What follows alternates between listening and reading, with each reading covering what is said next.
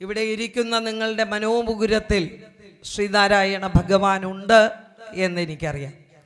പക്ഷേ ഒരുപാട് പേർക്ക് ശ്രീനാരായണ ഭഗവാൻ ആരാണെന്ന് ചോദിച്ചാൽ, ഇപ്പം ഇവിടെ ഇരിക്കുന്ന മാതാപിതാക്കൾക്കൊക്കെ നമുക്കൊക്കെ ഞാനടക്കമുള്ളവർക്ക് ഗുരുദൈവമാണ് അല്ലേ? സംശയമൊന്നുമില്ലല്ലോ. അങ്ങനെ പറയാൻ എന്തെങ്കിലും മടിയുണ്ടോ? ഉറക്കെ പറയണോട്ടാ.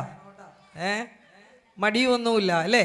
പക്ഷെ നമ്മുടെ മക്കള് അല്ലേ, ഒരു ഹൈസ്കൂൾ തലം മുതലുള്ള ഈ കൊച്ചുകുട്ടികളെയൊക്കെ നമുക്ക് എങ്ങനെ വേണമെങ്കിലും പറഞ്ഞു തിരുത്താൻ പറ്റും. പക്ഷേ നമ്മുടെ ഒരു ഹൈസ്കൂൾ വിഭാഗം മുതലുള്ള ഒരു യുവതലമുറയുണ്ടല്ലോ, കുമാരി കുമാരന്മാര്, യുവതി യുവാക്കള്, അഡോളസെൻസിലും ടീനേജ് പ്രായത്തിലും നിൽക്കുന്ന മക്കള് വന്നോ ഇങ്ങോട്ട് പോന്നപ്പോഴ്? ആലാ കൺവെൻഷൻ നടക്കുന്നു, എൻ്റെ കൂടി ശാഖയിലെ കൺവെൻഷനാണ്, ഞാനും വരുന്നുണ്ടമ്മേ അല്ലെങ്കിൽ ഞാനും വരുന്നുണ്ടച്ഛ എന്ന് പറഞ്ഞുകൊണ്ട് പോന്നോ മക്കള്? മോള് കുറച്ച് പേര് പോന്നു, ഒരു 5-10 മക്കളുണ്ട് ഇവിടെ അല്ലേ? ബാക്കിയുള്ളവരൊക്കെ എന്ത് ചെയ്തു? അമ്മയെ കൊണ്ടുവന്ന് സ്കൂട്ടറിനാക്കിയിട്ട് മോള് തിരിച്ചു പോയി, അല്ലെങ്കിൽ മോൻ തിരിച്ചു പോയി അല്ലേ? അല്ലെങ്കിൽ അച്ഛനെ കൊണ്ടുവന്ന് ഇവിടെ ഇറക്കിയിട്ട് മക്കള് പോയി തിരിച്ച്. ഇത് ആലയിലെ മാത്രം കുഴപ്പമില്ല കേട്ടോ, ഇത് പറവൂരിലും ഇത് തന്നെയാണ്, കേരളത്തിൽ മുഴുവൻ ഇതാണ്. കാരണം SNDP എന്ന് പറഞ്ഞാൽ, അല്ലെങ്കിൽ ഒരു ശ്രീനാരായണ പ്രസ്ഥാനത്തിലെ ഒരു പരിപാടി എന്ന് പറഞ്ഞാൽ കുട്ടികളുടെയൊക്കെ ധാരണ എന്താ? ഇപ്പോഴത്തെ യുവതി യുവാക്കളുടെ, നമ്മളുടെ കൊച്ചുമക്കളുടെ, യുവജനങ്ങളുടെയൊക്കെ ധാരണ എന്താ? അത് അച്ചാച്ചനും ഉള്ളതാണ്, അത് അമ്മാമ്മക്കുള്ളതാണ്, അല്ലെങ്കിൽ അത് അച്ഛനും ഉള്ളതാണ്, അമ്മക്കുള്ളതാണ്, വലിയച്ഛനും ഉള്ളതാണ്. ഇങ്ങനെയാണ് അവരുടെ ധാരണ അല്ലേ? അപ്പോൾ കുട്ടികൾ ഇതിലേക്ക് കൂടുതലായിട്ട് കടന്നു വരുന്നില്ല. ഇതുപോലുള്ള പ്രഭാഷണങ്ങൾ കേൾക്കാം, അല്ലെങ്കിൽ ഇതുപോലുള്ള ഇവിടെ ഒരു ബ്രേക്ക് ഡാൻസ് വെച്ച് കൊടുക്കും നിങ്ങൾ അല്ലേ? നമ്മളെയൊക്കെ തള്ളി മാറ്റിയിട്ട് ഇവിടെ നിറഞ്ഞ് പിള്ളേർ നിൽക്കില്ലേ? പക്ഷേ ശ്രീനാരായണ ഗുരുവിനെ കുറിച്ചൊരു കാര്യം പറയുമ്പോൾ അത് കേൾക്കാൻ നമ്മുടെ മക്കളില്ല. ആ മക്കളെ കുറ്റം പറയണ്ട, മക്കളെ കുറ്റം പറഞ്ഞിട്ട് കാര്യമില്ല. ആ മക്കൾക്ക് ഗുരുവാരാണ് എന്ന് പറഞ്ഞു കൊടുക്കാൻ നമുക്കായോ? മക്കള് വരാത്തതേ ശ്രീനാരായണ ഗുരുദേവൻ ആരെന്ന് ചോദിച്ചാൽ ഇനിയൊരു തലമുറ ഒരുപക്ഷെ ആ ചിത്രം കാണിച്ചു കൊടുത്ത് നോക്കിയാൽ ഈ അപ്പാപ്പൻ ആരാണ് എന്ന് ചോദിക്കുന്ന ഒരവസ്ഥയിലേക്കാണ് പോകുന്നത്. കാരണം നമ്മൾ മാത്രം ഒരസ്തമയത്തിലേക്ക്, മധ്യാഹ്നത്തിലേക്ക് കടന്നിരിക്കുന്ന കുറേ മാതാപിതാക്കളുടെ മാത്രം ഒരിടമായിട്ട് SNDP യോഗം അല്ലെങ്കിൽ ശ്രീനാരായണ പ്രസ്ഥാനം മാറുന്നു എന്നുള്ളത് ഏറെ ദൗർഭാഗ്യകരമാണ്. അപ്പോൾ ഞാൻ പറഞ്ഞു വരുന്നത്, ശ്രീനാരായണ ഗുരുദേവൻ ആര് എന്ന് ചോദിച്ചാൽ അരക്ഷണം വൈകാതെ ഞങ്ങളുടെ ഭഗവാനാണ്, ഞങ്ങളുടെ ഈശ്വരനാണ്, ഞങ്ങളുടെ ദൈവമാണ് ഗുരുദേവൻ എന്ന് ഒരു നെല്ലിട വൈകാതെ പറയാൻ കഴിയുന്ന ഒരു തലമുറയെ സൃഷ്ടിക്കുക. ആ ധർമ്മം ഏറ്റെടുക്കേണ്ടത് വനിതാ സംഘം, ഓരോ മാതാപിതാക്കളും, ഓരോ ശാഖായോഗവും അത് ഏറ്റെടുക്കണം. അപ്പോൾ അതത് ഏറ്റെടുക്കണമെങ്കിൽ നമ്മുടെ മനസ്സിൽ ഗുരുവാര് എന്ന ഒരു തിരിച്ചറിവുണ്ടാകണം. ഞാൻ ഇവിടേക്ക് വരുമ്പോൾ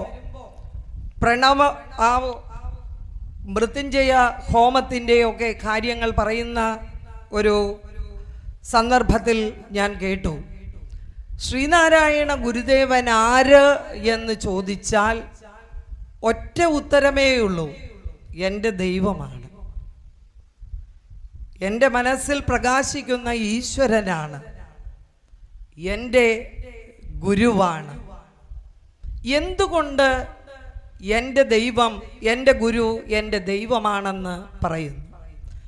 ശ്രീനാരായണ ഭഗവാന്റെ ആത്മോപദേശ ശതകം എന്ന കൃതിയിൽ എഴുതി വച്ചിരിക്കുന്നു, മരണവുമില്ല പുറപ്പുമില്ല വാഴ്വും നരസുരരാതിയുമില്ല നാമരൂപം അല്ലേ?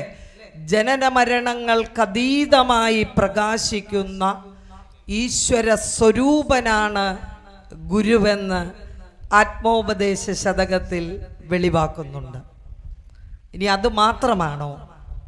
നമ്മളൊന്ന് ഗുരുവിൻ്റെ ജീവിതത്തിലേക്കൊരു തീർത്ഥയാത്ര നടത്തിയാൽ ശ്രീനാരായണ ഭഗവാനോടൊപ്പമുണ്ടായിരുന്ന ഗുരുവിൻ്റെ മാനസപുത്രന്മാർ, ഗുരുവിൻ്റെ മാനസ ശിഷ്യന്മാർ, ഗുരുവിൻ്റെ 63ഓളം കൃതികൾ, ഓമെന്ന് തൊട്ടൊരു കോടി മന്ത്രപ്പൊരുൾ നാമെന്നറിഞ്ഞുകൊണ്ടാടുപാമ്പി, അല്ലേ? ഈ ലോകത്തിലെ ഏറ്റവും വലിയ മന്ത്രത്തിൻ്റെ ആ പ്രണവാക്ഷരമാണ് ഓം എന്ന് പറയുന്നത്. ആ ഓമെന്ന് തൊട്ടൊരു കോടി മന്ത്രപ്പൊരുൾ നാമെന്നറിഞ്ഞുകൊണ്ടാടുപാമ്പേ എന്ന് കുണ്ടലിനി പാട്ടിൽ പറയുന്നുണ്ട്, അല്ലേ? തിങ്കളും കൊന്നയും ചൂടുമീശൻ പദപങ്കജം ചേർന്നു നിന്നാടുപാമ്പേ എന്ന് പറയുന്നുണ്ട്. എത്ര ഉദാഹരണങ്ങൾ! ഇന്ന് മുഴുവൻ എന്ന് പറഞ്ഞാലും ഗുരു ഈശ്വരനാണ് എന്നത് ദാ ഇങ്ങനെ മനോമുകുരത്തിൽ തെളിഞ്ഞു വരുന്ന, ആ ഭഗവാനെ ഇങ്ങനെ ദർശിക്കാൻ കഴിയുന്ന ഒരുപാട് നിതാന്തമായ സത്യം നമ്മുടെ മുന്നിലുണ്ട്. അപ്പോൾ ജനന മരണങ്ങൾക്കതീതമായി ഈ ചിതാകാശത്തിൽ പ്രകാശിക്കുന്ന പ്രണവ സ്വരൂപമാണ് ശ്രീനാരായണ ഭഗവാൻ. എന്തുകൊണ്ട് ഗുരുവിനെ ദൈവം എന്ന് വിളിക്കുന്നു എന്ന് പറഞ്ഞാൽ, ഇന്ന് 21-ാം നൂറ്റാണ്ടാണ്. ഈ വർത്തമാനകാല സമൂഹത്തിൽ നമുക്കറിയാം, പ്രസവം അത് സിസേറിയൻ ഉണ്ട്, നോർമൽ ഡെലിവറി ഉണ്ട്. ഇപ്പം കാശ് കൂടുതലുള്ളവർ, നമ്മുടെ മക്കളൊന്നും കരയണ കാണാൻ നമുക്കൊന്നും ഇഷ്ടമില്ല. അപ്പം പെയിൻലെസ് ഡെലിവറി ഉണ്ട്. ഒരു 10-20,000 രൂപയുടെ ഒരു ഇഞ്ചക്ഷനും കൂടി കുത്തിവെച്ചാൽ വേദന ഇല്ലാതെയും പ്രസവിക്കും. പക്ഷേ ഏത് പ്രസവമാണെങ്കിലും ഒരു കുഞ്ഞ് അമ്മയുടെ ഗർഭപാത്രത്തിൽ നിന്ന് പുറത്തേക്ക് വരുമ്പോൾ ആദ്യം ആ കുഞ്ഞ് ചെയ്യുന്നത് എന്താ ചെയ്യുന്നത്? ഓടി നടക്കണോ ചെയ്യുന്നത്? അല്ല, വാകീറി കരയും, അല്ലേ? അതിൻ്റെ ആദ്യത്തെ ഉച്ഛ്വാസവായു ആ കുഞ്ഞെടുക്കുന്നത് വാകീറി കരഞ്ഞുകൊണ്ടാണ്. ആ കുഞ്ഞ് കരയുമ്പോൾ നമ്മളിങ്ങനെ നെഞ്ചത്ത് കൈവച്ചിട്ട് പ്രാർത്ഥിക്കും, ഓ ഭഗവാനെ, ഈശ്വര, നീ ഒരു കുഴപ്പവും കൂടാതെ രണ്ടും 2 തല തിരിച്ചുല്ലോ എന്ന് പറഞ്ഞുകൊണ്ട്. കരയാത്തൊരു കുഞ്ഞ് ജീവനോടെ ഏറെ കാലം ഇരുന്നിട്ടുണ്ടോ?